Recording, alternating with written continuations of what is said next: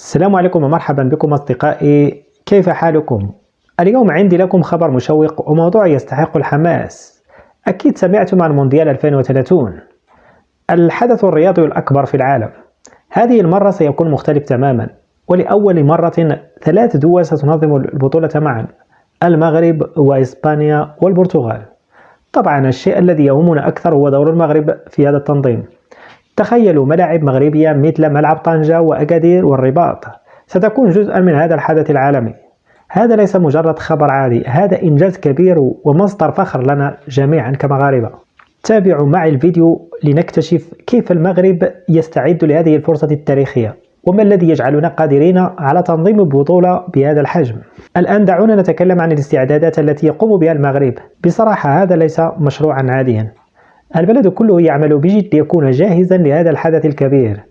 تخيلوا، نحن نتحدث عن تحديد وتجديد 6 ملاعب كبيرة منتشرة في مختلف البلدان، في مختلف المدن المغربية، مثل أكادير وطنجة والرباط والدار البيضاء ومراكش وفاس.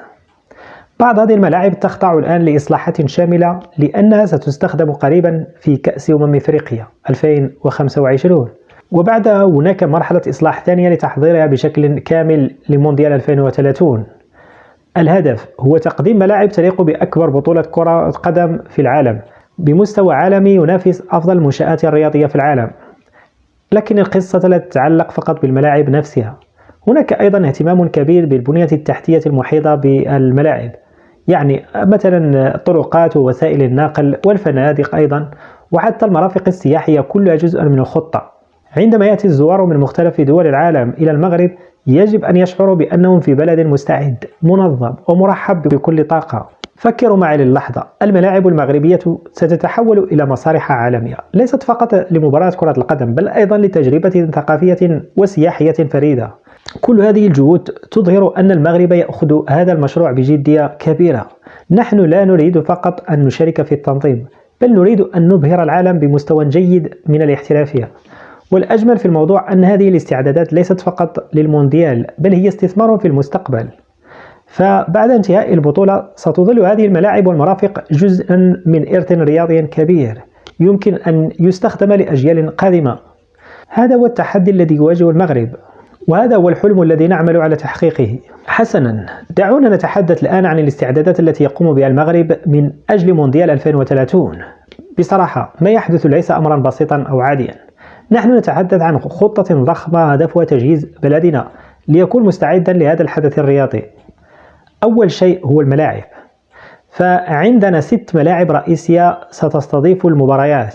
هذه الملاعب موجودة في مدن كبيرة ومعروفة مثل دار البيضاء وأكادير وطنجة ومراكش والرباط وفاس وأيضا مراكش. بعضها جائز تقريبا، والبعض الآخر يخضع الآن لأعمال تطوير وتجديد. مثلا هناك تحسينات تجرى لزيادة طاقة الاستيعاب وتركيب أنظمة الإنارة الصديقة للبيئة وإضافة تقنيات حديثة تجعل الملاعب بمستوى عالمي. وليس هذا فقط، كل ملعب سيحاط بمرافق حديثة تلبي احتياجات اللاعبين والصحفيين والجماهير. تخيلوا، سيكون هناك مناطق مخصصة للتدريبات، أماكن لراحة الصحفيين، قاعة ضخمة للمؤتمرات، وحتى خدمات لوجستيكية متطورة تضمن أن كل شيء يسير بسلاسة خلال المباريات. والقصة لا تقف عند الملاعب فقط، المغرب يشتغل أيضا على تحسين البنية التحتية. نحن نتحدث عن طرق جديدة، مطارات، فنادق عالمية المستوى. الهدف هو أن يكون بلدنا جاهز لاستقبال عشرات الآلاف من الزوار من كل أنحاء العالم، سواء كانوا مشجعين، لاعبين أو إعلاميين. الجميع سيجد التجربة مريحة ومنظمة.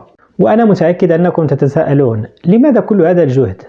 الإجابة بسيطة، المغرب لا يطمح فقط إلى استضافة مونديال، بل يريد أن يترك انطباعا قويا للمغرب، انطباعا يثبت للعالم أن بلدنا قادر على تنظيم أكبر الأحداث الدولية بمستوى احترافي لا يقل عن أي دولة أخرى. والجميل في كل هذه الاستعدادات أنها ليست فقط للمونديال، هذه المشاريع هي استثمار طويل الأمد.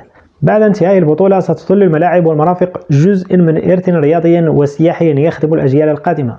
بمعنى آخر، ما سيتم إنجازه الآن سيعود بالنفع على بلدنا لسنوات قادمة. هذا هو المغرب الذي يعمل بكل طاقته ليحقق الحلم، وهذا هو التحدي الذي نحن على استعداد لمواجهته.